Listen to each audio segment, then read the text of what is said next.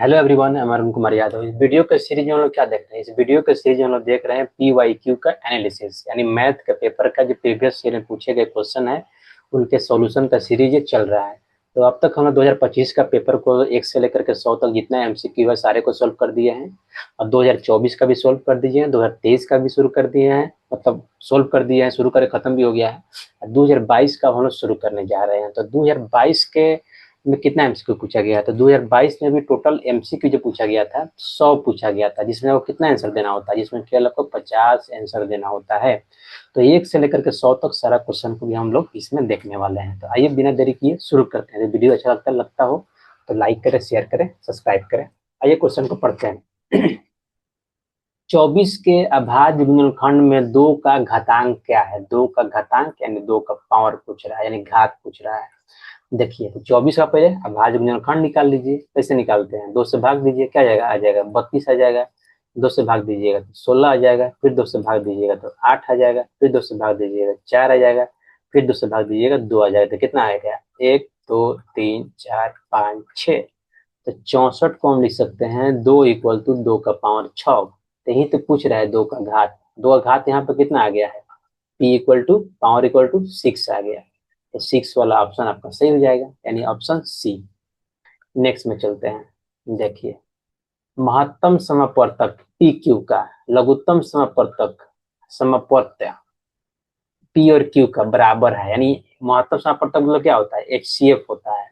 और लघुत्तम समवर्त्य मतलब क्या होता है? LCM होता है। तो हम जानते हैं कोई भी दो नंबर का, यानी PQ ही ले लीजिए, दो नंबर का HCF को गुना कर दी कीजिएगा उसी दो नंबर के LCM से, यानी LCM ऑफ PQ। तो क्या आ जाएगा? दोनों नंबर के गुणनफल के बराबर आता है। तो ये आपका फॉर्मूला है, ये आपको याद रखना है। इससे क्वेश्चन आ ही रहा है, हर साल हम देख रहे हैं इससे क्वेश्चन पूछा जा रहा है।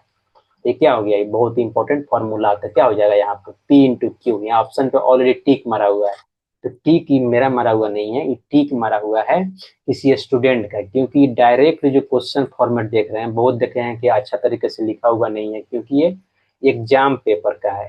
जो एग्जाम जो पेपर है वही उसी का स्क्रीनशॉट है, उसी का फोटो लेकर के हम यहाँ पे रखे हुए हैं, क्या कि आपको रियल एग्जाम में कैसे क्वेश्चन दिया जाता है वो आपको यहाँ पे फीलिंग है। ठीक है, तो इसलिए हम टाइप ना करके डायरेक्टली इस क्वेश्चन को इसी पर रखे हुए। इस तरह से कोई क्वेश्चन आपको प्रॉपर नहीं दिखेगा, कुछ क्वेश्चन में थोड़ा सा आंसर टिक किया हुआ रहेगा, लेकिन फिर भी आपको जितना कंसेप्ट होगा उसके रिगार्डिंग बताएंगे। 3, किसी बहुपद की घात होती है। तो किसी बहुपद की जो घात होती है, यानी बहुपद होने के लिए जो चर होता है, यानी जो वेरिएबल होता है, यानी जो एक्स होता है, उसका जो पावर होता है क्या होना चाहिए? एक्स का जो घात होता है हमेशा क्या होना चाहिए? पॉजिटिव, यानी धनात्मक पूर्णांक संख्या होना चाहिए। क्या होना चाहिए? धनात्मक पूर्णांक संख्या। इस चीज को आपको ध्यान रखना है, क्या एक कंसेप्ट है। यदि इसके अलावा धनात्मक पूर्णांक संख्या नहीं हुआ तो क्या हो जाएगा? बहुपद ही नहीं होगा। देखिए कौन सा मैच कर रहा है? भिन्न संख्या, तो घात भिन्न हो सकता है? बिल्कुल नहीं। देखिए ऋण पूर्णांक, बिल्कुल नहीं, ऋण बिल्कुल नहीं हो सकता। पूर्ण संख्या, ये सही ऑप्शन है मेरा। पूर्ण संख्या क्या होता है? पूर्ण संख्या होता है 0 से लेकर इंफिनिटी तक, यानी 1 2 3। तो बोलिएगा 0 तो नहीं होता है? तो बिल्कुल होता है। तो 0 घात वाला भी बहुपद होता है, ये आपको पढ़ना नहीं है। इसको बोलते हैं जीरो पोलिनोमियल के नाम से जाना जाता है, पोलिनोमियल। तो 0 घात भी हो तो वो भी एक पोलिनोमियल है, यानी पॉजिटिव में होना चाहिए घात। तो क्या होता है? उसी को बहुपद बोलते हैं। देखिए, बहुपद का आलेख होता है, अब ध्यान दीजिएगा, ये क्या है? A x square plus b x plus c एक, ये है एक द्विघात समीकरण। द्विघात बहुपद या समीकरण बोलिए, कोई फर्क नहीं पड़ता है। द्विघात बहुपद तो आप पढ़े हैं। द्विघात बहुपद का जो आलेख होता है, यानी जो जो ग्राफ होता है, हमेशा परवलय के जैसे होता है। परवलय मतलब क्या होता है? पाराबोला होता है। ठीक है, अब ध्यान दीजिए, जो रैखिक बहुपद होता है एक रेखा वाला, तो उसका जो ग्राफ क्या होता है? एक हमेशा स्ट्रेट लाइन होता है, यानी सीधी रेखा होता है। क्या हो गया ये जो ग्राफ है रैखिक बहुपद का है। तो इसको आप ध्यान रखिएगा, ये क्वेश्चन एग्जाम में इस तरह से आ सकता है। तो क्या हो गया? पहला हो गया रैखिक बहुपद का, दूसरा क्या होता है द्विघात बहुपद का। तो द्विघात बहुपद का जो ग्राफ होता है हमेशा क्या होता है, हमेशा यू शेप में होता है। यू शेप ऐसे हो जाए, यू शेप ऐसे हो जाए, यू शेप ऐसे हो जाए, इसी को बोलते हैं पाराबोला, यानी परवलय बोलते हैं हिंदी में। क्या बोलते हैं, परवलय। इंग्लिश में बोलते हैं पाराबोला। क्या चीज का होता है, ये द्विघात बहुपद का होता है या द्विघात समीकरण का होता है, अब जो बोलिए। द्विघात बहुपद का ग्राफ होता है या आलेख होता है। अब देखिए तीसरा हो गया त्रिघात का, तीन तक आपको याद रखना है। तो त्रिघात का क्या होता है, त्रिघात का हमेशा एस शेप में होता है, यानी ऐसे निकलेगा ऐसे चला जाएगा, एस शेप में होता है। क्या चीज में होता है, जब भी आपको एस शेप में यानी एस आकार में दिखे तो क्या चीज का होता है, ये होता है त्रिघात बहुपद का। किसका होता है, त्रिघात बहुपद का ग्राफ होता है। तो तीनों आपको बता दिए, तीनों आपको ध्यान में रखना है। नेक्स्ट में चलते हैं 5 नंबर। 0.28 वाले बहुपद की संख्या होगी, कितना हो सकता है, 28 वाले, 0.28 वाले बहुपदों की संख्या कितनी हो सकती है, अनगिनत हो सकती है। आइए देखते हैं।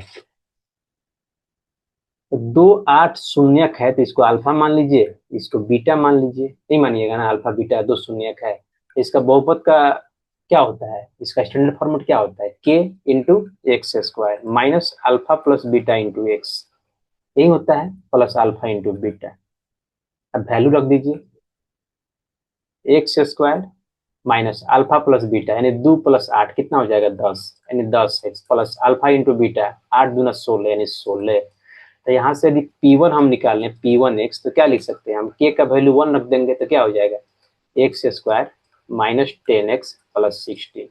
P2x क्या हो जाएगा, x का वैल्यू हम, k का वैल्यू है 2 रख दीजिए तो क्या हो जाएगा x square minus 10x plus 16। अब k का वैल्यू हम तीसरा बहुपद निकाल रहे हैं, के का वैल्यू हम 3 रख दे रहे हैं तो 3 into x square minus 10x plus 16। इसी तरह के का वैल्यू माइनस प्लस में बढ़ाते जाइए तो अब इतना बहुपद आप लिख सकते हैं। ठीक है, तो किसी भी दो शून्यक से आप अनगिनत बहुपद बना सकते हैं। यही आपका आंसर हो गया डी। 6 नंबर, किसी द्विघात बहुपद के शून्यक यदि 2 एवं 6 हो तो द्विघात बहुपद होगा। इसको मान लीजिए अल्फा, क्या, इसको मान लीजिए बीटा, यानी alpha equal to 2 beta equal to 6। तो अभी हम बताएं तो द्विघात बहुपद का स्टैंडर्ड फॉर्मेट क्या होता है, यानी के इंटू एक्स स्क्वायर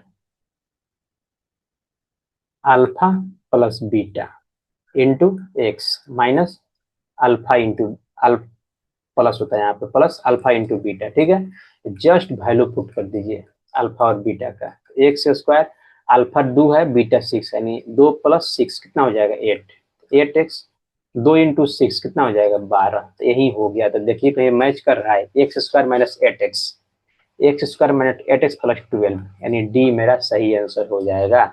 ठीक है, अब यहाँ पे मानिए डी ऐसे मैच ना करे तो के इक्वल टू 2 तक कॉमन लेके देखिए, तो कुछ कॉमन बाहर आ जाए फिर अंदर वाला मैच कर जाए तो वही आपका बहुपद होगा, करेक्ट बहुपद।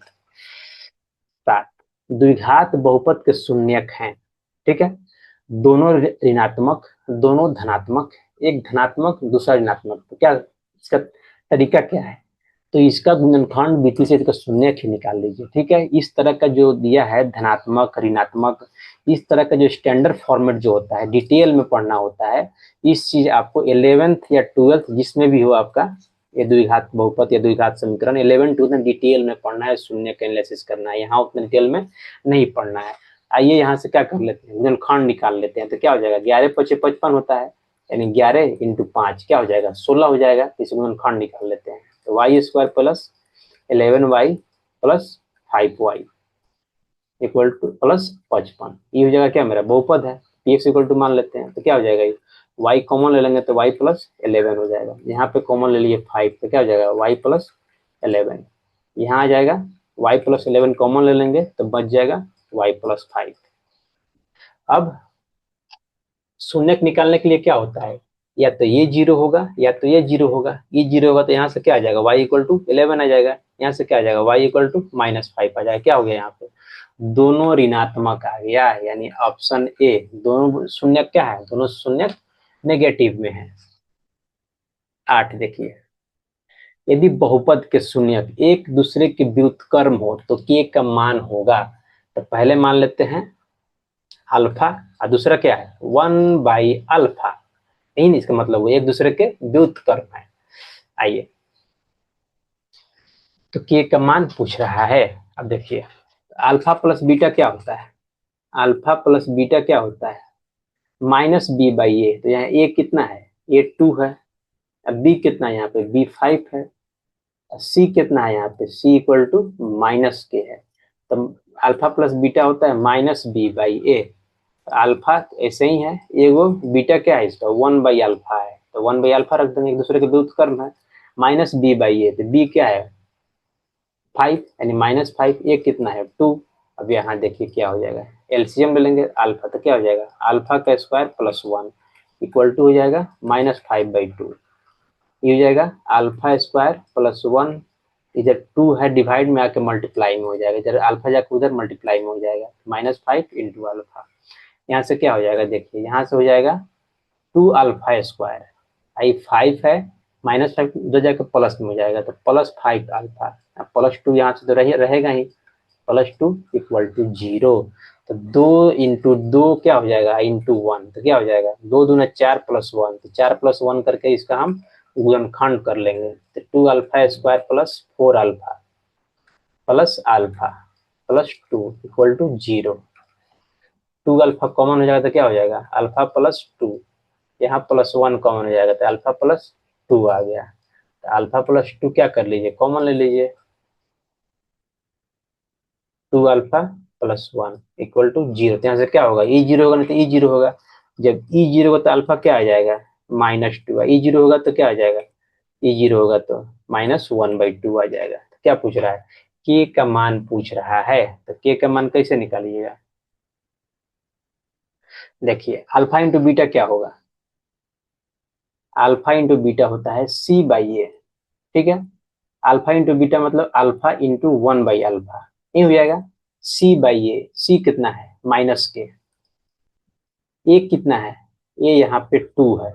ठीक है, अब देखिए ये कट जाएगा तो क्या हो जाएगा 1 हो जाएगा, तो 1 इक्वल टू आ गया k/2, तो 2 आ जाएगा इस साइड में, 2 इक्वल टू क्या हो जाएगा -k, तो माइनस इस साइड लेके आ जाएंगे तो क्या हो जाएगा इसमें माइनस हो जाएगा, तो इक्वल टू k। तो क्या आ गया -2। कौन सा ऑप्शन सही है, ऑप्शन बी मेरा सही आंसर है। बोलिएगा तो इसका तो यूज नहीं है, हाँ इसका कोई यूज नहीं है, अल्फा का वैल्यू निकालने का हमको नीड नहीं था, डायरेक्ट हम आंसर निकाल सकते थे। लेकिन यदि आपसे पूछ देता कि अल्फा निकालिए रूट ही बताइए, तो रूट के लिए आप ध्यान रखिए, तो रूट इसका क्या होगा, ये वो रूट इसका हो गया, यानी अल्फा इक्वल टू क्या हो गया इसका 1 क्या, अल्फा क्या हो गया इसका, अल्फा हो गया इसका -2। अब बीटा क्या आ जाएगा, एक दूसरे का अपोजिट है तो क्या आ जाएगा इसका -1/2। तो इसका रूट भी आप ऐसे निकाल सकते थे, रूट पूछता तो, लेकिन रूट से यहाँ पूछ नहीं रहा है, तो डायरेक्टली आप यहाँ से निकाल सकते थे, इतना करने का नीड आपको नहीं है। लेकिन हम लोग सीख रहे हैं तो यहाँ से सीख लिए एक चीज, अच्छा चीज है। px यानी बहुपद इक्वल टू दिया हुआ है, तो p1 का मान यानी x इक्वल टू क्या रख दीजिए, x इक्वल टू 1 रख दीजिए px में, तो निकाल लीजिए क्या आ रहा है, p1 क्या हो जाएगा एक्स स्क्वायर यानी 1 का स्क्वायर प्लस 5x है, तो 5 इंटू 1 -12 क्या आ जाएगा यहाँ पे 1 + 5 -12, तो 6 -12 क्या आ जाएगा -6। ऑप्शन सी मेरा सही आंसर होगा। 10 देखिए युग्म समीकरण का हल है, क्या तरीका होता है, बहुत बार बताएं आपको क्या होता है, स्टैंडर्ड फॉर्मूला पर लिख दीजिए, क्या x1x plus b1y plus c1 equal to 0, a2x plus b2y plus c2 equal to 0। पहला क्या होता है, पहला होता है a1/a2 not equal to b1/b2। इसका मतलब क्या होता है, रेखाएं प्रतिच्छेदी होती है और इसका एक हल होता है, एक और एक हल मतलब अद्वितीय हल होता है। दूसरा क्या होता है, जब भी बराबर हो जाए यानी a1/a2 हो जाए, जैसे ही दोनों बराबर होगा हमको तीसरा चेक करना पड़ता है। यदि बराबर नहीं है इसका मतलब क्या हो गया, रेखाएं समांतर है यानी पैरेलल है, इनका कोई हल नहीं है। क्या है, कोई हल नहीं है जब तीनों बराबर हो, जब जब तीनों बराबर नहीं होंगे, तो दो बराबर होंगे एक बराबर नहीं होगा। अब तीसरा में आता है जब तीनों बराबर हो गया, तीनों बराबर हो गया मतलब क्या हो जाएगा, तीनों जैसे बराबर हो गए, मतलब रेखाएं संपाती है, यानी एक रेखा दूसरे रेखा के ऊपर है, यानी दोनों रेखाएं क्या है, एक ही है। तो इनका कितना हल होता है, इन रेखा का हल अनंत हल होता है, यानी अनेक हल होता है। तो इसी कंडीशन को यूज करते हुए यहाँ पे आइए हम निकालते हैं, A1/A2 निकालते हैं। A1 क्या है 2, A2 क्या है 12, यानी 2/12 इक्वल टू आ जाएगा 1/6। B1/B2 क्या आ जाएगा, B1 क्या है 4, B2 क्या आ जाएगा 6, 4/6 क्या आ जाएगा 2/3। तो यहाँ ध्यान दीजिए दोनों बराबर ही नहीं आया, तो जैसे ही दोनों बराबर नहीं आया आगे हमको चेक करने का नीड नहीं है, C1/C2। इसका मतलब क्या हो गया, प्रतिच्छेदी है, मतलब एक हल, यानी पहला वाला ऑप्शन मेरा यहाँ पे मैच कर गया। तो क्या हो गया, एक हल, मतलब ऑप्शन बी मेरा सही आंसर है। 11 देखिए, निम्नलिखित में कौन सा केंद्रीय प्रवृत्ति की माप है। यदि आप सांख्यिकी पढ़े होंगे तो वहां हम आपको बताए हैं केंद्रीय प्रवृत्ति के माप कितने तरह के होते हैं, 3 होते हैं, जितना आपको पढ़ना है। कौन कौन सा, पहला होता है माध्य, दूसरा क्या होता है बहुलक, यानी नंबरिंग से मतलब नहीं है, 3 गो होता है, माध्य बहुलक और माध्यिका बोलिए या माध्यक बोलिए, तीनों क्या होता है केंद्रीय प्रवृत्ति के माप, केंद्रीय प्रवृत्ति की माप होते हैं। तो कौन सा इसमें नहीं होगा, तो माध्य तो होगा ही, बहुलक भी होगा, माध्यक भी होगा, तो मानक विचलक नहीं होता है, तो ऑप्शन डी मेरा सही आंसर होगा, क्योंकि ये नहीं होता है। 12 प्रेक्षण का बहुलक है, तो क्या करेंगे, सबसे अधिक बार जो आया होगा वही क्या होता है, बहुलक होता है। तो आइए पहले सजा लेते हैं, तो 14 कितना बार आया है देख लीजिए, 14 एक दो, बस 2 ही बार आया है। फिर 15 देख लीजिए कितना बार आया है, एक दो तीन, 15 आया है 3 बार। फिर 13 देख लीजिए कितने बार आया है, 13 यहाँ एक, यहाँ दो। फिर क्या है 16 है, तो 16 देख लीजिए कितने बार आया है, यहाँ एक और कहीं नहीं आया है। अब क्या बच गया इसमें, 17 बच गया, 17 क्या एक ही बार है। अब जो सबसे अधिक बार आया होगा वही क्या होता है, बहुलक होता है। अधिक बार कौन आया देखिए, 15 3 बार आया है सबसे ज्यादा, तो यहाँ बहुलक क्या हो जाएगा, बहुलक आपका हो जाएगा 15 हो जाएगा। कौन सा ऑप्शन मैच कर रहा है, ऑप्शन सी मेरा सही आंसर हो जाएगा। 13 देखिए, प्रथम 5 प्राकृत संख्याओं का माध्य क्या होगा, प्रथम 5, तो प्राकृत संख्या स्टार्ट कहाँ से होता है, प्राकृत संख्या नेचुरल संख्या, प्राकृत संख्या स्टार्ट होता है 1 से, 1 2 3 4 5 6 7 से लेकर इन्फिनिटी तक जाता है। तो प्रथम 5 प्राकृत संख्याओं का माध्य पूछ रहा है, तो 5 देख लीजिए, 1 2 3 4 5, यानी 5 तक कितना हो जाएगा, 1 2 3 3 3 6 6 4 10 10 5 15, 15 बटा कितना हो जाएगा, 5 पूछ रहा है, तो 5 से डिवाइड कर देंगे संख्या, तो कितना आ जाएगा 3। कौन सा ऑप्शन सही है, ऑप्शन बी मेरा सही आंसर है। प्रेक्षण का माध्यक होगा, तो माध्यक मतलब क्या होता है, दोनों से छांटते जाइए, पहले क्या, पहले तो इसको बढ़ते क्रम में सजा लीजिए, तो बढ़ते क्रम में है नहीं है, तो पहले सजाइए इसको। क्या, तो पहले क्या आ जाएगा, पहले 7 आएगा, 7 के बाद क्या आएगा 8 आएगा, 8 के बाद क्या आएगा, सॉरी इसके पहले 6 आएगा, इसके पहले 6 आएगा, ठीक है। फिर क्या आएगा, फिर आएगा 12,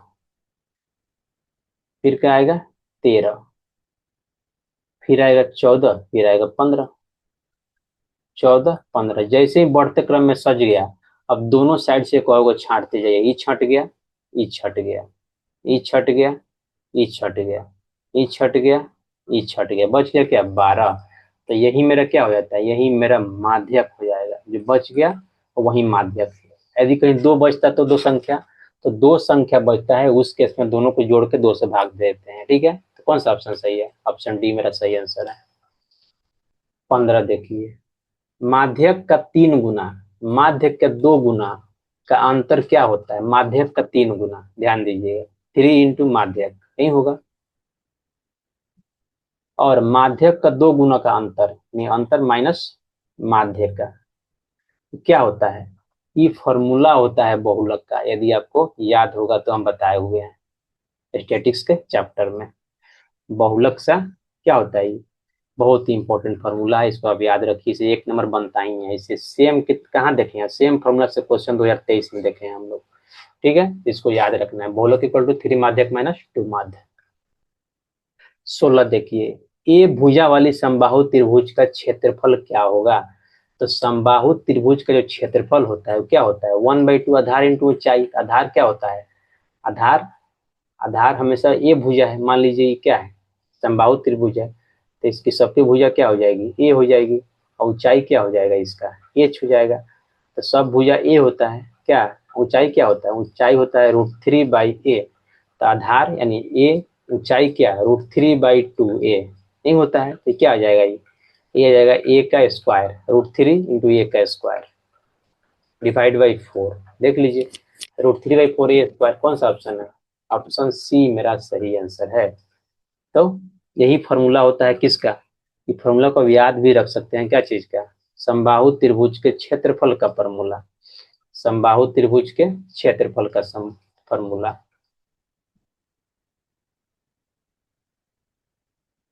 भुजा मालूम है तो क्षेत्रफल निकाल सकते हैं। 17, यदि वृत्त की परिधि और वर्ग का परिमाप दोनों 88 सेंटीमीटर के बराबर हो तो, देखिए, तो वृत्त का क्षेत्रफल इक्वल टू वर्ग का क्षेत्रफल। अब देखिए, वृत्त का परिधि यानी C1 इक्वल टू क्या दिया हुआ है, 2πr होता है, कितना दिया हुआ है, 88 सेंटीमीटर। अब वृत्त का परिधि का फॉर्मूला होता है 2πr यानी 88। तो यहाँ से क्या आ जाएगा, r इधर रहेगा, 88 डिवाइड बाई 2π हो जाएगा। तो पाई कितना होता है, 22/7। अब क्या हो जाएगा, दो दो चौका 44, 44 दूना 48, दो मरतबे कर जाएगा, 2 7 चल जाएगा ऊपर यानी 7 इक्वल टू 14। आर आ गया मेरा कितना है, 14।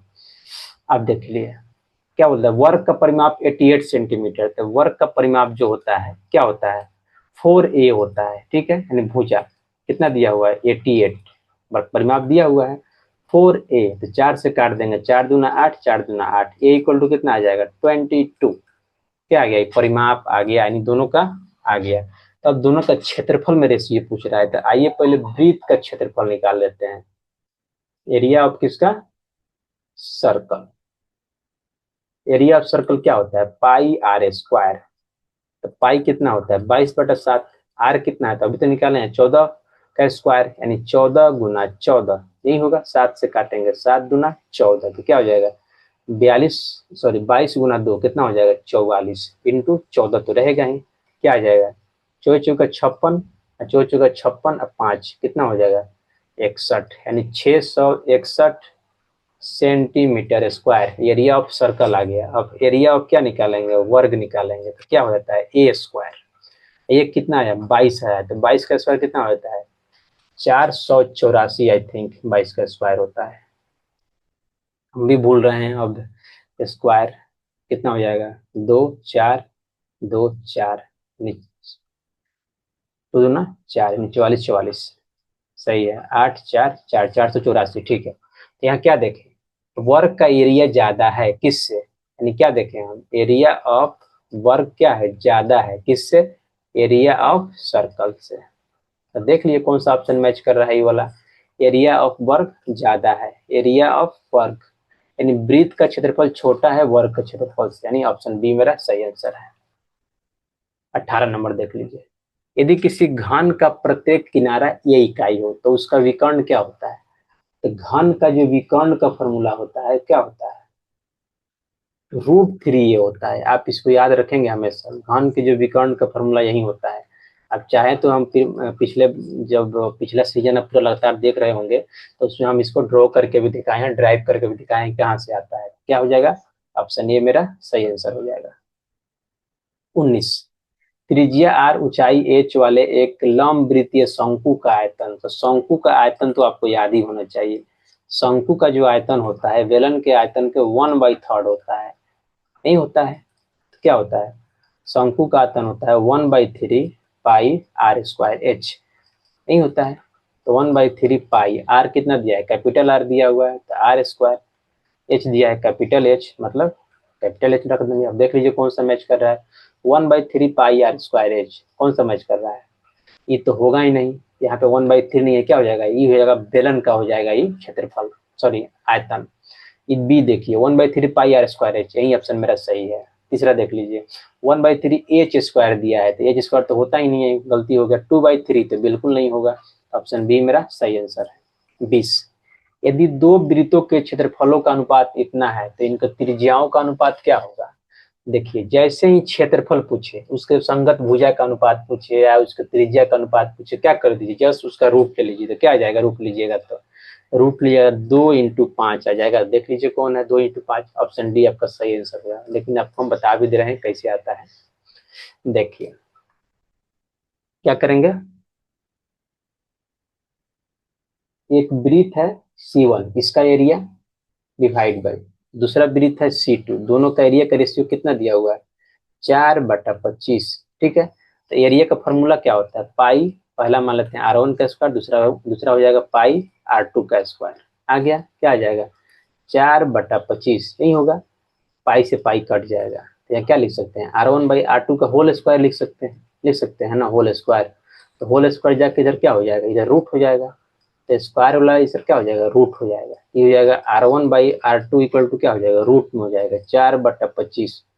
तो इसमें क्या रूट यहाँ से निकलेगा, तो R1/R2 से क्या निकल जाएगा, 4, 2 का स्क्वायर है, यहाँ से 2 बाहर आ जाएगा, 5 कितना, 5 का स्क्वायर यहाँ से 5 बाहर आ जाएगा, तो क्या आ गया, 2:5। कौन सा ऑप्शन, डी ऑप्शन है। 21, यदि समांतर श्रेणी का सामान्य पद मतलब ये एन दिया हुआ है, सामान्य पद क्या दिया हुआ है, 13 - 2n, तो इसका सार अंतर निकालिए। कैसे निकालिएगा, पहला पद निकाल लीजिए, A1 क्या हो जाएगा, एन की जगह पे 1 रख दीजिए, तो 13 - 2 × 1 क्या आ जाएगा, 11 आ जाएगा। अब A2 निकाल लीजिए, क्या हो जाएगा, 13 - 2 × 2, यही होगा, क्या आ जाएगा, यहाँ पे 9 आ जाएगा। अब सार अंतर डी क्या होता है, दूसरा पद माइनस पहला पद कर दीजिए, यही सार अंतर होता है, तो हो जाएगा 9 - 11, 9 - 11 इक्वल टू क्या आ जाएगा, -2। -2 कौन से ऑप्शन में है, -2 मेरा डी ऑप्शन में है, डी ऑप्शन मेरा सही आंसर होगा। समांतर श्रेणी कौन सा पद जीरो है, इस तरह क्वेश्चन 2023 में पूछा हुआ है, कौन सा पद जीरो है, तो मान लेते हैं ए एन जो पद है क्या है, जीरो है। और ए एन का फॉर्मूला क्या होता है, a n plus n -1 into d equal to zero. A यहाँ पे कितना है, देखिए 26 है, और डी कितना आ जाएगा, यहाँ से देख लीजिए 120 - 126 कितना आ जाएगा, -6।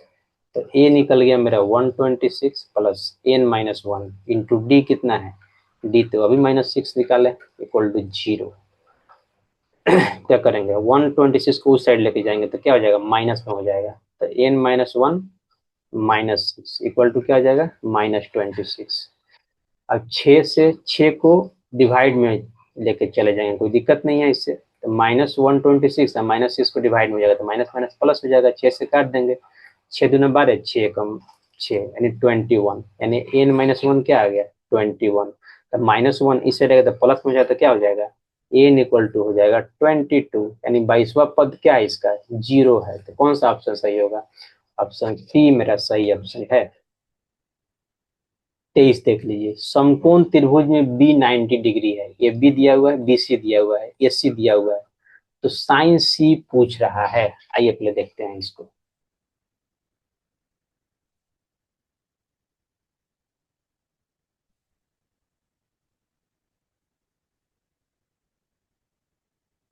क्या पूछ रहा है, साइन सी पूछ रहा है। ओके, तो पहले क्या कीजिए, पहले तो ट्रायंगल बना लीजिए। आइए ट्रायंगल बनाते हैं, समकोण त्रिभुज है, क्या है, ए बी सी है, जिसका बी क्या है, 90 डिग्री है, बी कितना है, 90 है। देखिए ए बी दिया हुआ है 12 सेंटीमीटर, बी सी दिया हुआ है 5 सेंटीमीटर, ए सी दिया हुआ है 13 सेंटीमीटर, सब दे दिया है। क्या पूछ रहा है, साइन सी, साइन सी मतलब कौन, ई वाला एंगल। तो ई वाला एंगल के लिए पी कौन हो जाएगा, जस्ट सामने वाला भुजा, इसके लिए क्या होता है, पी होता है, और ई वाला क्या हो जाएगा, एच, ई क्या हो जाएगा, बी। तो साइन सी क्या हो जाएगा, साइन सी यानी साइन का फॉर्मूला होता है P/H। तो P क्या है, देखिए ए बी है यानी 12 है, H क्या है यानी ए सी है यानी 13 है, तो 12/13 कौन सा ऑप्शन सही है, ऑप्शन सी मेरा सही आंसर है। 24 देखिए, cos theta equal to P हो तो tan थीटा का मान क्या होगा? देखिए, tan थीटा को हम क्या लिख सकते हैं? सेम क्वेश्चन पूछा गया है किस में? 2023 में पूछा गया है। हम उल्टा बना रहे हैं इसलिए हम बता रहे हैं कि 2022 चल रहा है लेकिन 2023 में पूछा गया है, ठीक है। तो tan थीटा क्या हो जाएगा? tan थीटा होता है sin थीटा बटा cos थीटा, तो आपको हम बताए ही हैं। तो दिया हुआ है cos थीटा कितना दिया हुआ? p। तो sin थीटा डिवाइड बाई क्या हो जाएगा? cos थीटा का वैल्यू यानी p। एक और चीज आप जानते होंगे formula, sin square theta plus cos square theta हमेशा 1 होता है। तो यहाँ से sin थीटा हम क्या लिख सकते हैं? तो cos स्क्वायर जाकर उधर माइनस हो जाएगा यानी 1 माइनस cos स्क्वायर थीटा हो जाएगा। यहाँ पे स्क्वायर इधर आगे रूट हो जाएगा, ठीक है। तो क्या लिख सकते हैं इसको? तो साइन थीटा लिख सकते हैं 1 माइनस कॉस स्क्वायर थीटा, ठीक है। अब कॉस कितना है? कॉस यहाँ पे पी है तो 1 माइनस पी स्क्वायर। तो जस्ट साइन थीटा की जगह पे इतना वैल्यू रख दीजिए, कितना? Root under 1 minus P square divide by P. देख लीजिए कौन सा ऑप्शन है। ऑप्शन ए मेरा सही आंसर है, ठीक है। नेक्स्ट में चलते हैं। 1 बाई साइन थीटा क्या होता है? फॉर्मूला ही पूछा है, ये होता है कॉसेक थीटा, रिवर्स होता है एक दूसरे के। ऑप्शन बी आपका सही आंसर है। 26, सेक बी कॉस बी हमेशा 1 होगा। क्या जानते हैं हम लोग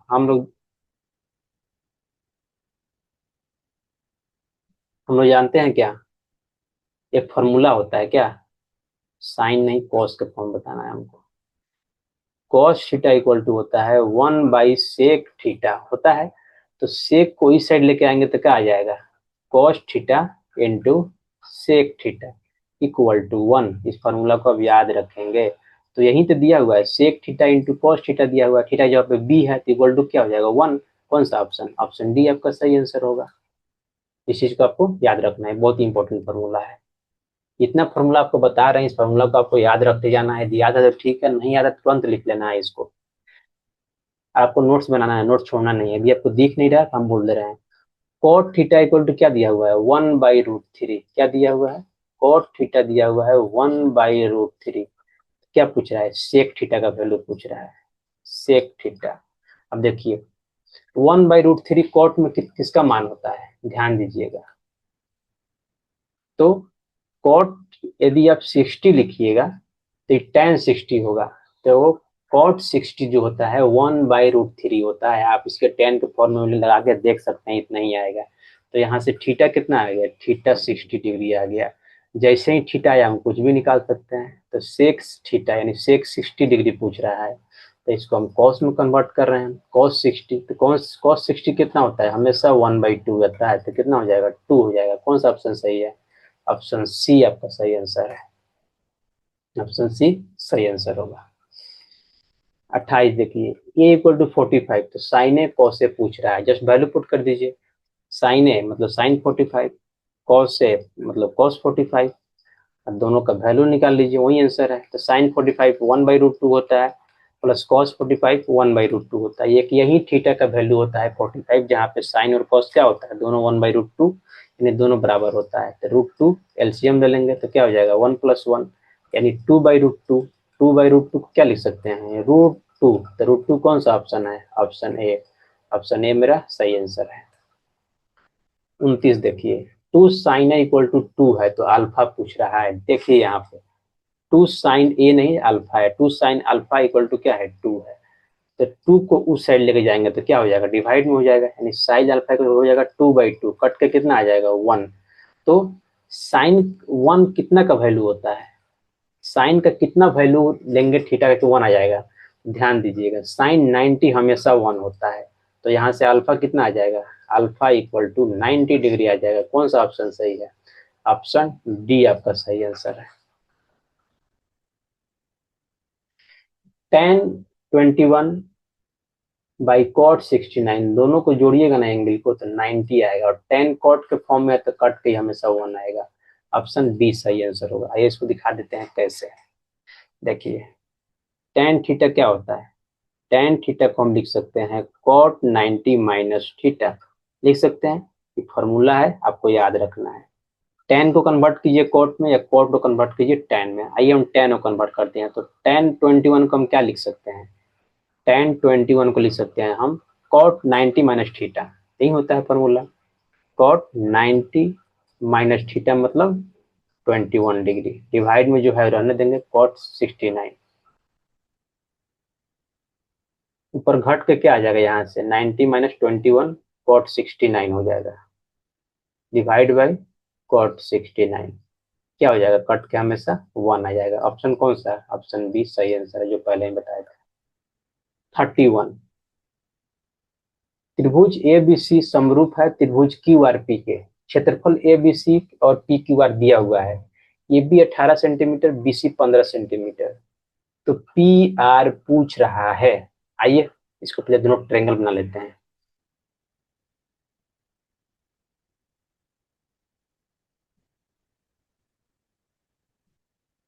क्या नाम है? ए बी सी है, ए बी सी, दूसरा क्या है Q R P, Q R P, जिस पी आर क्यू लिख सकते थे आप, लेकिन जैसे दिया है उसी वे में आपको लिखना होता है, ठीक है। देखिए क्या दिया है, क्षेत्रफल दिया हुआ है 9/4 दिया, ए बी दिया 18 सेंटीमीटर, ए बी कितना है 18, बी सी कितना है 15, सॉरी बी सी कितना है 15, तो पी आर पूछ रहा है, पी आर मतलब ई वाला भुजा पूछ रहा है, पी आर।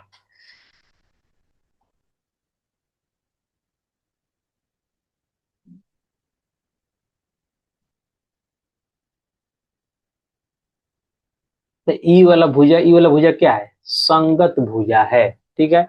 ई वाला भुजा क्या है? संगत भुजा है। तो अब जानते हैं, तो जब त्रिभुज समरूप होते हैं तो उनके संगत भुजाओं का क्या होता है, उनके क्षेत्रफल और संगत भुजा में एक रिलेशन होता है। क्या होता है देखिए, ये आपको हम बहुत बार बताए हैं, एरिया ऑफ त्रिभुज A B C divide by area of त्रिभुज पी क्यू आर, क्या होता है इसका संगत भुजा, कोई भी संगत भुजा ले लीजिए, संगत भुजा 1 डिवाइड बाई संगत भुजा 2, क्या होता है ये स्क्वायर होता है, ठीक है।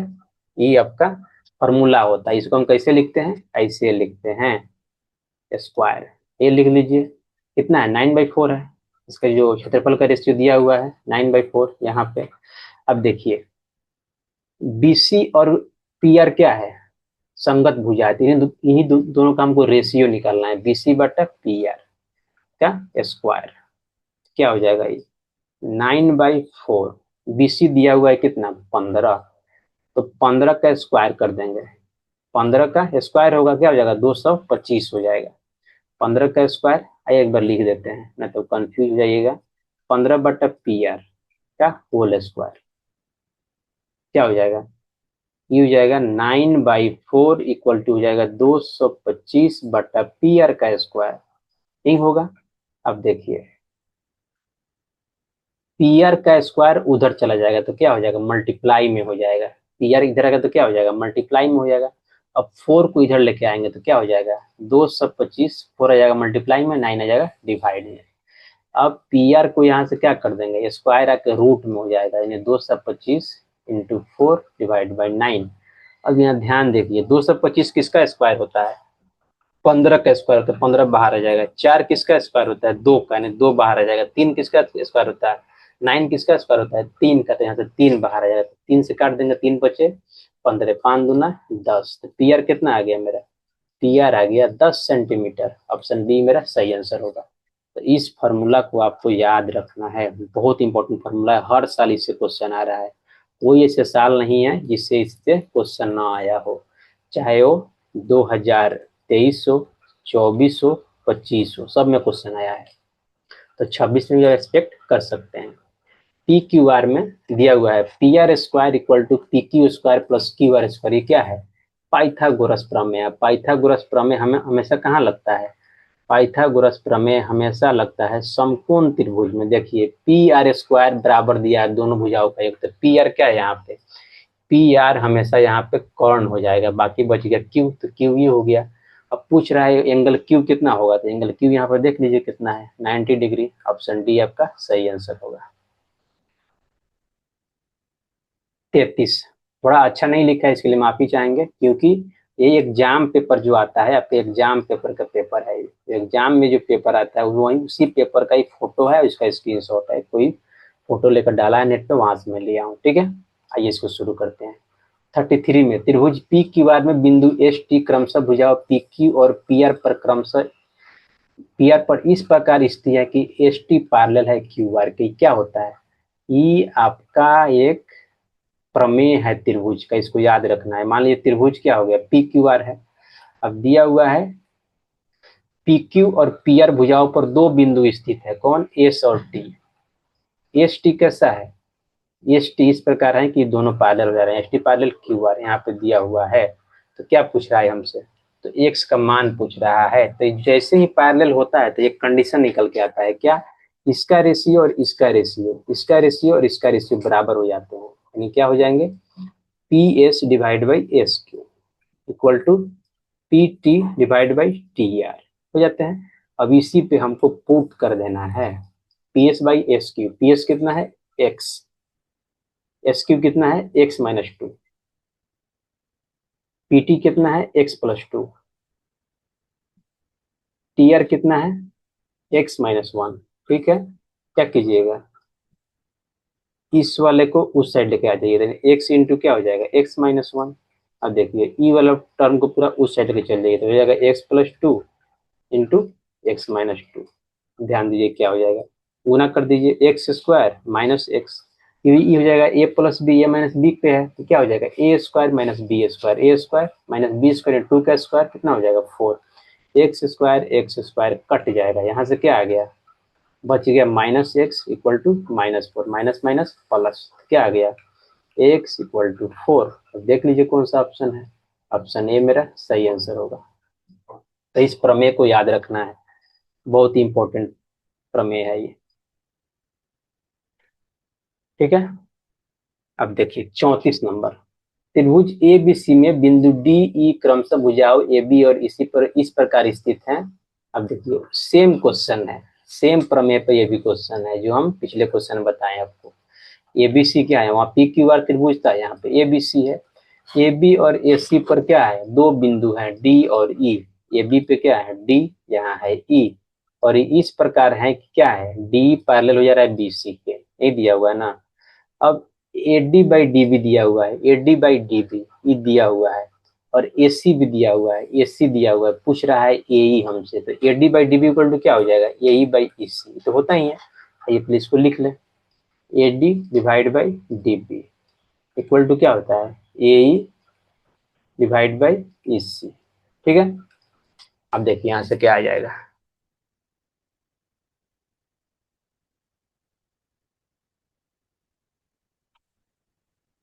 ए डी कितना है? 4/5। ए ई कितना है? ये तो हमको निकालना ही है, तो ए ई बाई ई सी हो जाएगा।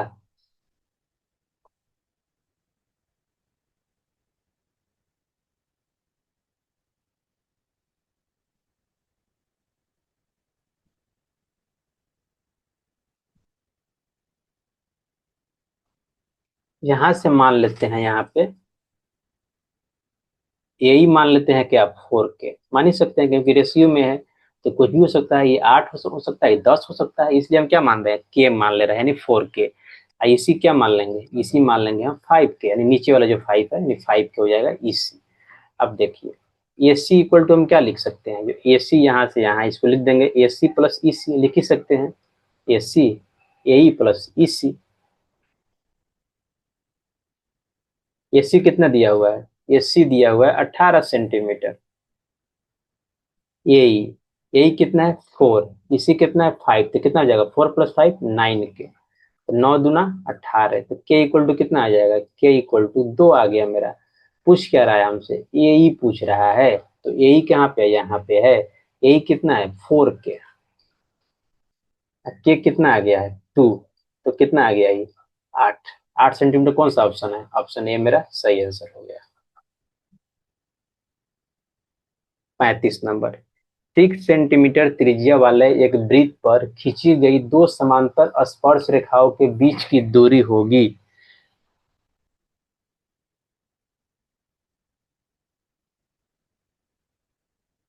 6 सेंटीमीटर त्रिज्या, यहाँ मान लीजिए वृत्त पर खींची गई दो समांतर स्पर्श रेखाएं, तो दो समांतर स्पर्श रेखाएं जो होती है ना, इसके जो बीच का दूरी क्या होता है, इसका डी होता है, यानी क्या होता है, यहाँ केंद्र होगा, आर आर होता है, आर प्लस आर, यानी क्या होता है, वो व्यास हो जाता है, व्यास से सीधे होकर गुजरती है। ठीक है, तो आर क्या हो जाएगा यहाँ पे, आर दिया हुआ है 6 सेंटीमीटर, तो जो दूरी पूछा है यानी डी पूछा है, तो क्या हो जाएगा 2r, 2 × 6 क्या हो जाएगा 12 सेंटीमीटर। तो ऑप्शन सी मेरा सही आंसर होगा इसका। तो ध्यान देना है, दो समांतर स्पर्श रेखा हमेशा कहाँ से होकर गुजरती है, दो समांतर स्पर्श रेखा हमेशा, दो समांतर रेखाओं के दो जो इसके बीच की जो दूरी होती है हमेशा व्यास होता है। किसी बाह्य बिंदु से वृत्त पर कितनी स्पर्श रेखाएं खींची जा सकती है, किसी बाह्य बिंदु से वृत्त पर, अब देखिए ये वृत्त है, किसी बाह्य बिंदु से, तो बिंदु तो ये भी हो सकता है, ये भी हो सकता है, ये भी हो सकता है, ये भी हो सकता है, ये भी हो सकता है, ये भी हो सकता है, ये भी हो सकता है। एक बाह्य बिंदु से हम केवल दो स्पर्श रेखाएं खींच सकते हैं। ठीक है, तो यहाँ पे एक नहीं बोला, डायरेक्टली पूछ रहा है किसी बाह्य बिंदु से। ठीक है, किसी बाह्य बिंदु से, यहाँ क्या समझे हम, एक समझे कि किसी बाह्य बिंदु से, अच्छा किसी बाह्य बिंदु लिखा है, बिंदुए लिखा तो तब समझ में आता है, बिंदु बोल रहा है, हम मान लेते हैं कि एक ही बिंदु है। ठीक है, तो किसी एक बिंदु से कितना स्पर्श रेखा खींचा जा सकता है, तो केवल दो स्पर्श रेखा खींचा जा सकता है। तो मान लीजिए पी एक बिंदु है और ए बी, पी बी और पी बी क्या है, दो स्पर्श रेखाएं हैं, दोनों स्पर्श रेखाएं क्या होंगी, आपस में बराबर होती है। ठीक है, यही पूछ रहा है ना। तो किसी बाह्य एक बिंदु से स्पर्श रेखाएं दो खींची जा सकती है। यदि पूछे कि सारे बाह्य बिंदु से कितनी स्पर्श रेखाएं खींची जा सकती है, तो अनगिनत, सबसे दो तो जोड़ दीजिए। और किसी वृत्त के बाह्य बिंदु कितना हो सकता है, अनगिनत हो सकता है। तो यहाँ पे थोड़ा सा क्वेश्चन के क्लैरिटी में को कमी दिख रहा है, फिर भी 37 दी गई आकृति में ए ओ बी, ए ओ बी यानी ई वाला एंगल दिया हुआ है, कितना दिया हुआ है 130 degree. A P B, A P B E वाला एंगल पूछ रहा है यानी थीटा। तो ध्यान दीजिएगा, ये जो बाह्य बिंदु से दो स्पर्श रेखा खींचा गया है और साथ में ये स्पर्श बिंदु से जो त्रिज्या बन रही है, ये जो एंगल बन रहा है इसको मान लेते हैं बीटा।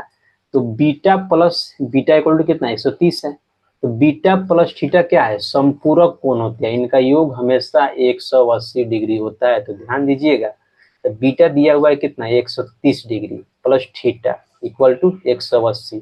तो 180 130 जाके घट जाएगा तो क्या हो जाएगा, थीटा इक्वल टू हो जाएगा 50 डिग्री। तो कौन सा ऑप्शन आपका मैच कर रहा है, ऑप्शन बी। तो क्या करना है यहाँ पे, यहाँ पे करना है कि जो ई वाला एंगल बीटा है और थीटा है, दोनों संपूरक कोण बनाते हैं, दोनों मिलकर कितना हो जाते हैं 180 डिग्री हो जाते हैं। इस चीज को, इस कंसेप्ट को आपको याद रखना है। ठीक है, इस कंसेप्ट को याद रखना है कि हमेशा संपूरक कोण बनाते हैं, बहुत इंपॉर्टेंट है। 38 देखिए, दी गई आकृति में टीपी, टीपी और टी क्यू दो दो स्पर्श रेखा है, ई वाला टीपी और टी क्यू। ठीक है, केंद्र ओ वाले वृत्त पर इस प्रकार है कि P T Q, P T Q यानी ई वाला एंगल जो आपको दिख रहा है कितना है 50 डिग्री है, तो O P Q, O P Q यानी ई वाला एंगल पूछ रहा है, क्या इसको थीटा मान लेते हैं हम। ठीक है, ई आर है और ई आर है, तो पी ओ क्यू में क्या हो जाएगा, ये भी एंगल थीटा हो जाएगा, क्यों, समद्विबाहु त्रिभुज होता है। और ई वाला एंगल हम क्या मानते हैं, ई वाला जो एंगल है पूरा हम क्या मानते हैं, बीटा मानते हैं। तो क्या जानते हैं हम लोग, थोड़ा सा दिख नहीं रहा होगा प्रेस, उसके लिए माफी चाहेंगे, यहाँ बना दे रहे हैं हम। ये त्रिभुज है, सॉरी वृत्त है, ई वाला है, तो यहाँ पे मान लेते हैं, तो ई वाला दिया हुआ कितना है 50 डिग्री, तो ई वाला जो एंगल है इसको बीटा माने हैं। तो हम जानते हैं क्या, बीटा प्लस जो ई वाला एंगल है कितना होता है, दोनों मिलके 180 डिग्री होता है। तो बीटा प्लस 50 कितना हो जाएगा, दोनों संपूरक कोण होते हैं 180 डिग्री, तो बीटा कितना आ जाएगा 50 जाएगा, घट जाएगा 180 में कितना आ जाएगा 130 डिग्री। तो ध्यान दीजिएगा बीटा क्या आ गया, 130 डिग्री आ गया। अब इस ट्रायंगल में देखिए, कौन से ट्रायंगल में, let me change the pencil, PO Q, PO Q में ध्यान दीजिए, ये क्या है, समद्विबाहु त्रिभुज है समद्विबाहु त्रिभुज, क्योंकि दो भुजाएं क्या है, इसका रेडियस है, ये वाला, तो क्या लिख देंगे हम, इसमें लिख सकते हैं एंगल बीटा, जिसको हम एंगल यहाँ पे ओ भी लिख सकते हैं, एंगल बीटा प्लस एंगल जो पूछ रहा है ओ पी क्यू, यानी थीटा माने हैं, और एंगल ओ क्यू पी, इसको हम ये भी थीटा माने हैं, समझे, बाहु है तो बराबर होगा। तो दो तीनों कोनों का योग कितना होता है किसी त्रिभुज में, 180 होता है, बीटा यहाँ पे निकाले हैं 130, 130 प्लस 2 थीटा इक्वल टू क्या हो जाएगा, 180, 130 जाके 180 से घट जाएगा तो क्या हो जाएगा, 180 माइनस 130 क्या आ जाएगा, यहाँ पे आ जाएगा 50 डिग्री। तो थीटा क्या आ जाएगा, 2/50/2 कितना आ जाएगा, 25 डिग्री। यही क्या है, यही मेरा ओ पी क्यू है, तो कितना आ गया, 25 डिग्री, ऑप्शन बी मेरा सही आंसर है। तो इसको भी ध्यान रखना है, सेम कंसेप्ट पे है जो पिछला क्वेश्चन था, लेकिन थोड़ा सा कंसेप्चुअल है, थोड़ा टाइम लग सकता है। 39, बाह्य रूप से स्पर्श करने वाले दो वृत्तों के घनिष्ठ स्पर्श रेखाओं की संख्या 2023 में पूछा हुआ है। बाह्य रूप से स्पर्श कर रहा है कोई दो वृत्त, मान लेते हैं यहाँ पे स्पर्श कर रहा है, तो इनका उभयनिष्ठ स्पर्श रेखाओं की संख्या क्या हो सकती है, केवल यही इनका एक उभयनिष्ठ स्पर्श रेखा होगा जो यहाँ से होकर गुजरेगा, इसके अलावा और कुछ नहीं होगा। तो कितना होगा, एक स्पर्श रेखा होगा, एक उभयनिष्ठ स्पर्श रेखा होगा, कितना होगा, एक होगा। तो ऑप्शन ए मेरा सही आंसर होगा। 40 देख लीजिए, दी गई आकृति में ओ वृत्त का केंद्र है, ए ओ बी दिया हुआ है कितना, 40 डिग्री हो, तो ए ओ ए बी, ओ ए यानी ई वाला एंगल पूछ रहा है का मान क्या होगा, तो ये ध्यान दीजिए, ये भी आर है, ये भी आर है, तो ए ओ बी क्या हो गया, समद्विबाहु त्रिभुज होगा, तो ये थीटा मान लेते हैं, तो ये भी थीटा हो जाएगा, तो क्या लिख देंगे हम, त्रिभुज 40 प्लस थीटा कितना हो जाएगा, इस त्रिभुज के तीनों कोनों का योग 180 होता है, ये हो जाएगा 40 जाकर उधर माइनस हो जाएगा, तो 40 plus 2 theta equal to 180 degree. क्या करेंगे हम, 2 theta equal to 180 minus 40 degree कर देंगे, तो कितना आ जाएगा, 120 डिग्री आ जाएगा। तो थीटा इक्वल टू कितना आ जाएगा, 120/2 यानी 60 डिग्री। तो थीटा को ही तो माने हैं जो पूछ रहा है, ये ओ ए बी, तो ओ ए बी कितना आ गया, 60 डिग्री, यानी ऑप्शन बी मेरा सही आंसर है।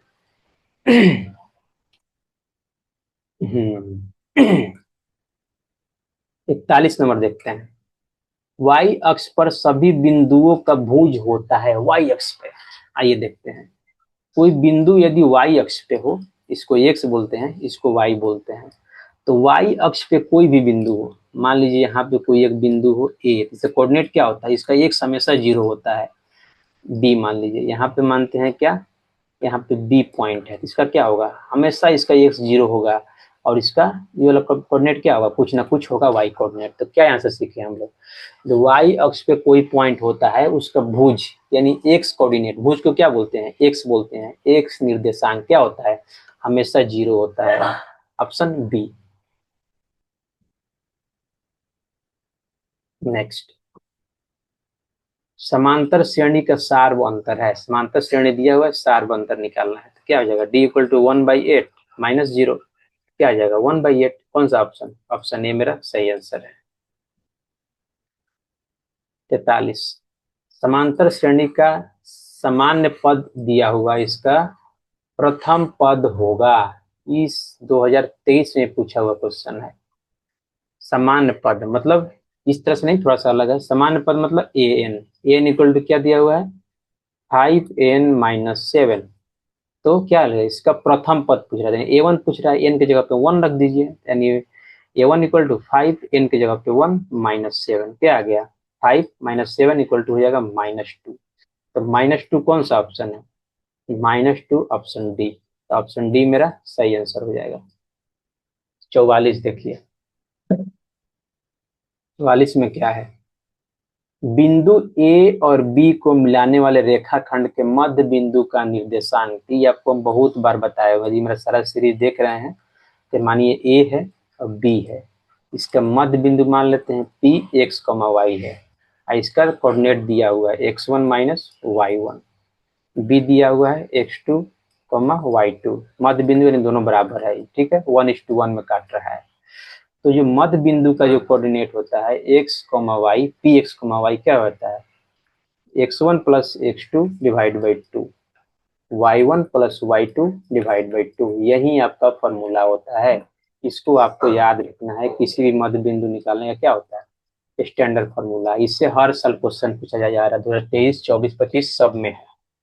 अब देखिए, तो निकालते हैं P x comma y, x1 plus x2, x1 क्या है 0, x2 क्या है -12, तो 0 -12 divide by 2, y1 plus y2, y1 क्या है -8, y2 है 0, तो -8 प्लस 0 डिवाइड बाई 2 क्या आ जाएगा यहाँ पे, -12/2 -6, -8/2 -4, कौन सा आ गया -6 -4, कौन सा ऑप्शन है, ऑप्शन बी। तो ऑप्शन बी आपका सही आंसर होगा। ठीक है, नेक्स्ट में चलते हैं। ये तो दिख ही नहीं रहा है, फिर भी कोशिश करते हैं, दिया हुआ है 45 नंबर क्वेश्चन, त्रिभुज ए बी सी के शीर्षों के निर्देशांक दिया हुआ है। मानिए त्रिभुज, हर साल क्वेश्चन पूछा गया है इसे, हर साल यहाँ फॉर्मूला ही पूछ दिया है कि हर साल 23, 24, बता देते हैं एक बार, 23, 24, 25 त्रिभुज का तीनों कोऑर्डिनेट दे देता है और उसका पूछता है केंद्रक x1 कॉमा y1, यहाँ क्या है x2 कॉमा y2, यहाँ क्या है x3 कॉमा y3, यहाँ क्या पूछ रहा है, केंद्रक पूछ रहा है x कॉमा y। ठीक है, तो केंद्रक का फॉर्मूला क्या होता है, इसको याद रखिएगा, फॉर्मूला ही पूछा है, क्या होता है, तीनों के x कोऑर्डिनेट को जोड़ दीजिए, x1 plus x2 plus x3 divide by 3, y1 plus y2 plus y3 divide by 3, क्या हो गया, यही आपका फॉर्मूला हो गया, क्या चीज का, केंद्रक निकालने का, किसी त्रिभुज के केंद्र का। ऑप्शन कौन सा, ऑप्शन डी मैच कर रहा है, ये आपका सही हो जाएगा। नहीं भी दिख रहा है तो ये फॉर्मूला आप याद कर लें। ठीक है,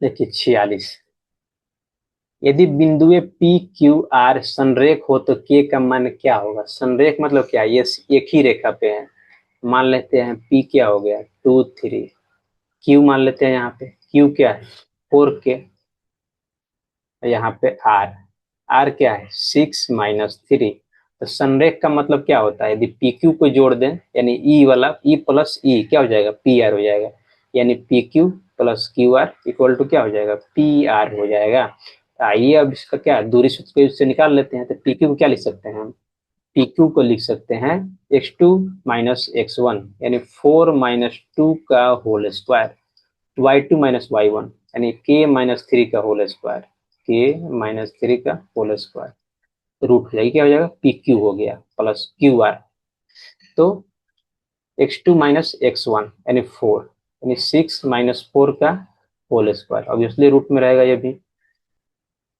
y3 - y1 यानी -3,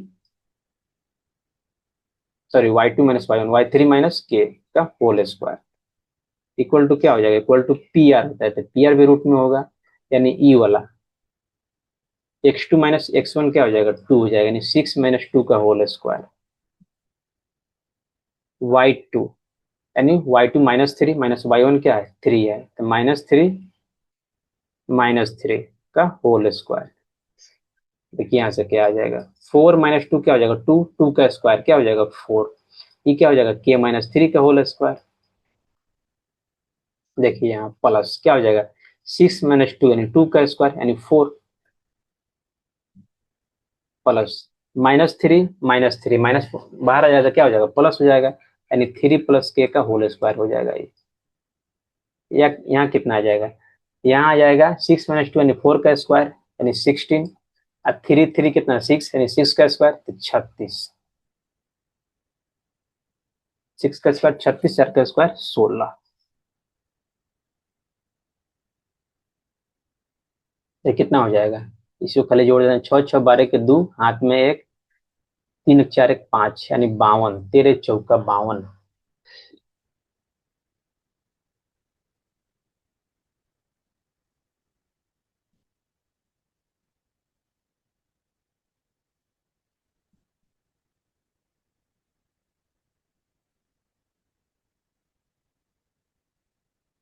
इनको काट के चलते हैं नेक्स्ट पेज में। ये क्वेश्चन थोड़ा सा जल्दी है, कई कैलकुलेशन ज्यादा होगा इसमें।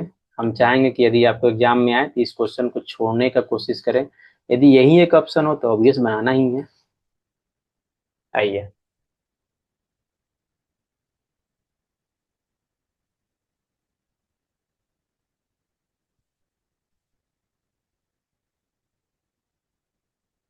तो एक टर्म को उस साइड लेके जाएंगे, ये टर्म को उस साइड लेके चल जा रहे हैं, ठीक है।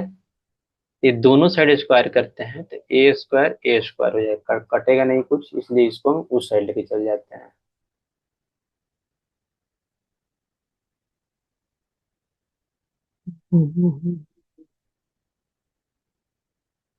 एक काम करते हैं, हम के का वैल्यू पुट करके देख लेते हैं, के कौन से वैल्यू पे क्या कर रहा है, दोनों बराबर आ रहा है, तो के इक्वल टू 2 पुट करके देखते हैं, जरा इजी रहेगा। क्या करेंगे यहाँ पे, ऑप्शन से इसको मॉडिफाई करते हैं। ऑप्शन ए, के इक्वल टू क्या है पहला, के इक्वल टू 2 है, तो के इक्वल टू 2 पर देखते हैं, यहाँ रखने पे एल एच इक्वल टू 52 आ रहा है कि नहीं, के इक्वल टू 2 रखेंगे, यानी 4, 2 - 1 यानी -1 का स्क्वायर 1 हो जाएगा, ठीक है।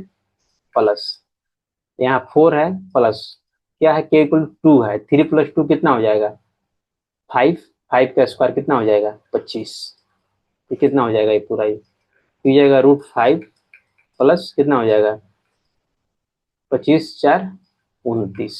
ये तो आया नहीं, √52 तो आया नहीं, तो ये नहीं होगा ये। अब बी देख लेते हैं, यानी ए मेरा क्या हुआ, ए ऑप्शन नहीं होगा, बी कितना है, 4 है, तो बी देख लेते हैं। बी में कितना है, के इक्वल टू 4 है, यहाँ देखते हैं एल एच एस कितना आता है, 4 k - 3 यानी 4 - 3, तो 4 + 1 कितना हो जाएगा, 4 + 1 हो जाएगा, यानी 5 हो जाएगा। यहाँ हो जाएगा 4 है, प्लस के कितना है, के तो यहाँ पे भी 4 है, 4 3 7 यानी 49 हो जाएगा, कितना हो जाएगा, 5 + 54 हो जाएगा, यानी 53 हो जाएगा। ये तो होगा ही नहीं, ऑप्शन बी भी नहीं हुआ। ऑप्शन सी चेक करते हैं, सी कितना है, 6 है, के इक्वल टू 6 है, एल एस एस कितना आ जाएगा, 6, यानी 4 प्लस k - 3 यानी 6 - 3 का स्क्वायर, तो 3 का स्क्वायर यानी 9, 9 × 4 = 13। अब देखिए इधर क्या आ रहा है, 4 + 6 है, तो 6 + 3 कितना होता है, 9, 9 का स्क्वायर कितना होता है, 81।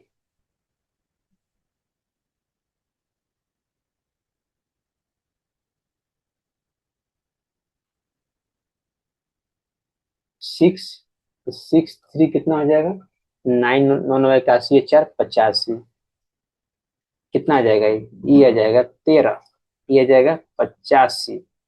अब ध्यान दीजिएगा, ये 13 है, आई कितना होता है, 13 × 5 = 85 होता है, 13 × 5 = 85, 13 × 5 = 85, छोटे भी जाएगा ना। 13 × 5 = 65, 13 × 6 = 78, 13 × 7 = 91।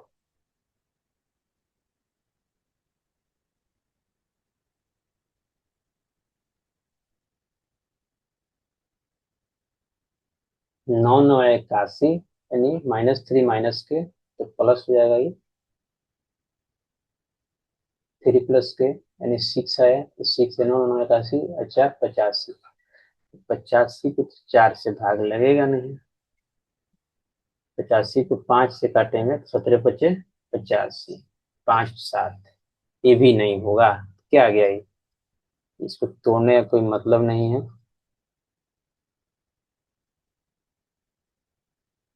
85 ही रहेगा ही, ठीक है। अब डी चेक कर लेते हैं, डी क्या है, के इक्वल टू कितना है, डी के इक्वल टू 0 है, ठीक है, के इक्वल टू 0। अब देखिए 0 पुट करेंगे तो क्या हो जाएगा, तो ALHS मेरा आ जाएगा √4 0 माइनस 3 यानी 3 का स्क्वायर कितना हो जाएगा 9। ओके, अब देखिए यहाँ कितना आ जाएगा 4 का है, 4 है 4 प्लस 3 प्लस 0 का स्क्वायर यानी 3 3 9 का स्क्वायर, 3 3 9 हो जाएगा यानी कितना हो जाएगा ये 9 4 कितना हो जाएगा ये 13, ये हो जाएगा 9 4 13 कितना आ गया टोटल, तो टोटल आ गया 2√13। इसको देखिए 13 चौका 52 होता था, क्या हो जाएगा ये 2√13 आया था। ऑप्शन डी मेरा सही आंसर है। तो थोड़ा सा लेंदी क्वेश्चन है, इसको हम नहीं चाहेंगे कि आप इसको टच करें। तो A B C गलती है, डी मेरा सही आंसर है। तो ऐसे भी ऑप्शन से भी एलिमिनेट किया जाता है क्वेश्चन को। 47 देखिए, त्रिभुज के शीर्ष दिया हुआ है 0 4 0 0 3 0, तो इसका परिमाप ज्ञात कीजिए। तो इसको आपको नहीं मालूम चल रहा होगा तो हम लिख दे रहे हैं यहाँ पे, ऐसे बोल भी दिए हैं A B C। क्या है, ए है मान लेते हैं 0 4, बी मान लेते हैं क्या है 0 0, सी क्या है 3 0। परिमाप पूछ रहा है, मतलब तीनों का लेंथ निकाल के जोड़ देंगे तो वही परिमाप होगा। अब देखिए परिमाप क्या होता है, लेंथ, परिमाप क्या हो जाएगा AB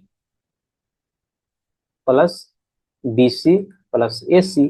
अब देखिए अब AB निकाल लेते हैं, AB क्या हो जाएगा दूरी सूत्र का यूज करके x2 minus x1 y2 minus y1, x2 कितना है 0, x1 कितना है 0, तो 0 माइनस 0 का whole square plus y2 minus y1 0 minus 4 का होल स्क्वायर, क्या आ जाएगा हो जाएगा 0, 4 का स्क्वायर बाहर आ जाएगा 4। BC, BC क्या हो जाएगा 3 माइनस 0 का स्क्वायर यानी x2 minus x1, y2 minus y1 यानी 0 माइनस 0 का स्क्वायर। यहाँ से क्या आ जाएगा, ये तो पूरा 0 ही हो जाएगा, 3 माइनस 0 3 हो जाएगा, 3 का स्क्वायर बाहर आ जाएगा 1 3। अब AC देखिए, AC क्या हो जाएगा 3 माइनस 0 का स्क्वायर प्लस 0 माइनस 4 का स्क्वायर, क्या हो जाएगा ये ई हो जाएगा 3 का स्क्वायर यानी 9, 4 का स्क्वायर यानी 16, कितना आ जाएगा 25। 25 से बाहर क्या आता है, 25 से बाहर 5 आता है।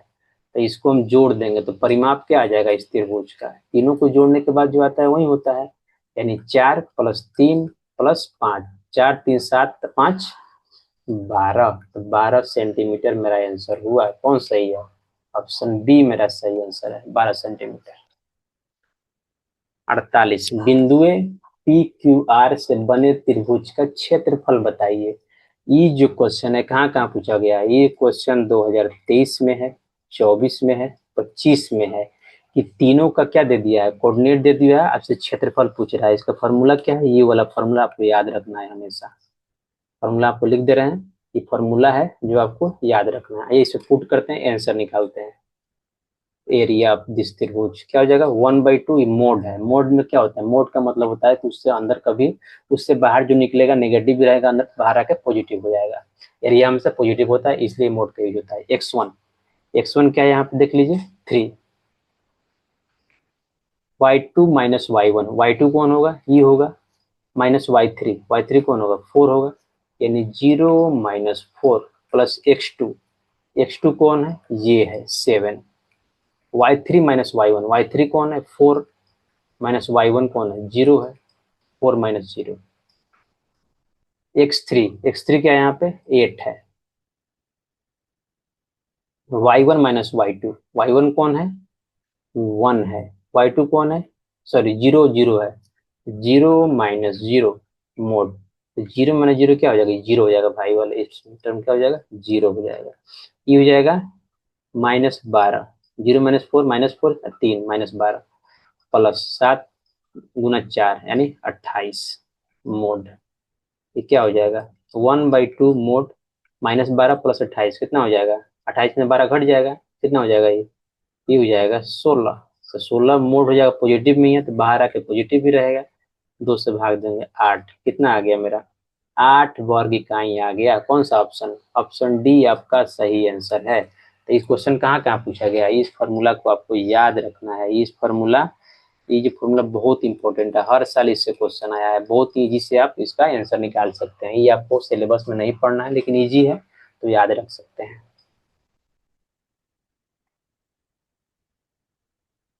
त्रिभुज के तीनों कोनों का योगफल कितना होता है? सबसे इजी क्वेश्चन, 180 डिग्री। इतना इजी क्वेश्चन का उम्मीद नहीं किए थे कि त्रिभुज के तीनों कोनों का योग पूछ दे, या क्वाड्रिलेटरल जो होता है चतुर्भुज के चारों कोनों का योग पूछ दे। कितना होता है? चतुर्भुज के चारों कोनों का योग 360 होता है, 50। पी क्यू आर में p q minus p r तथा, sorry, p q equal to p r दिया हुआ है। तो कोण क्यू 40 है, तो पी पूछ रहा है, ठीक है। कितना है? 40 है। अब देखिए इसमें बना दे रहे हैं क्या बोलना चाह रहा है यहाँ पे। पी क्यू आर एक त्रिभुज है, ठीक है। पी क्यू बराबर है, पी क्यू बराबर है पी आर के, मतलब ये वाला एंगल थीटा, तो ये भी थीटा हो जाएगा। कोण क्यू दिया हुआ है 40 डिग्री। कोण क्यू कितना दिया हुआ है, यानी थीटा दिया हुआ है कितना, 40 डिग्री। तो क्या पूछ रहा है? कोण पी पूछ रहा है, तो क्या होता है फॉर्मूला? कोण पी प्लस थीटा, यानी अदर दो भुजा का जोड़ कितना हो जाता है?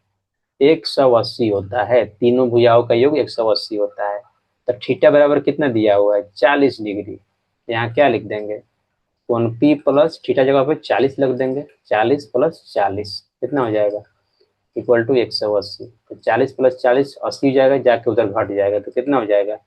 180 माइनस 80 कितना आ गया? कोण पी आ गया मेरा 100 डिग्री। कौन सा ऑप्शन आपको सही लग रहा है इसमें? ऑप्शन डी मेरा सही आंसर है। 50 तक ही देखते हैं, 50 के बाद क्या करते हैं हम नेक्स्ट वीडियो में सोल्व करते हैं। तो हम लोग क्या देख लिए यहाँ से, 1 से लेके 50 तक 2022 के प्रीवियस ईयर क्वेश्चन को हम लोग सोल्व कर लिए। और अब तक हम लोग क्या देख चुके हैं? 2023 का कंप्लीट देख चुके हैं, 24 का देख चुके हैं, 2023 का, 2025 का देख चुके हैं, ठीक है। अब नेक्स्ट वीडियो में 2022 को भी खत्म कर देंगे। यदि वीडियो अच्छा लगा तो लाइक करें, शेयर करें, सब्सक्राइब करें। Thank you.